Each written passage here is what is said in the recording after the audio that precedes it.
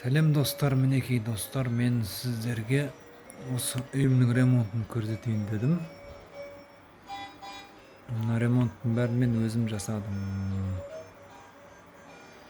Мынаның бәрі қолдан жасалған, қымбат рейкілер емес, арзан осындай вариантты жасауға болады.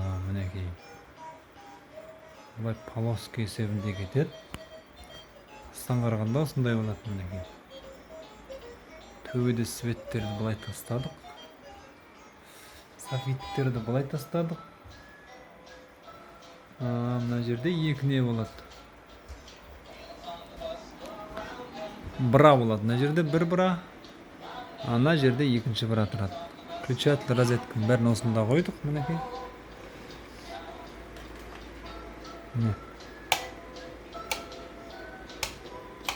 екі свет осы жерден жанып өшеді. Люстра осы жерге қойылады. Мінекей ортасында натяжной істетпедім, натяжной істеймін енді ортасын.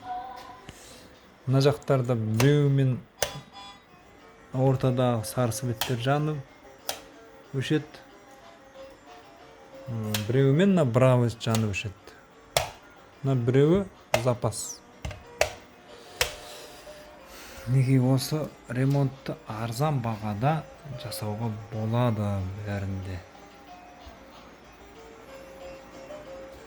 Не обязательно қымбат ремонт, қымбат рейкі, қымбат молдинг сатып алу. Арзан осындай вариантта жасауға болады бәрін. Қалай жасау керектігін мен осы видеоның астында сұрасаңыздар, комментарийіне жазып айтамын, жолын үйретемін. Мінекей ремонтты бәрін өзім жасадым қолда. Баға беріңіздер.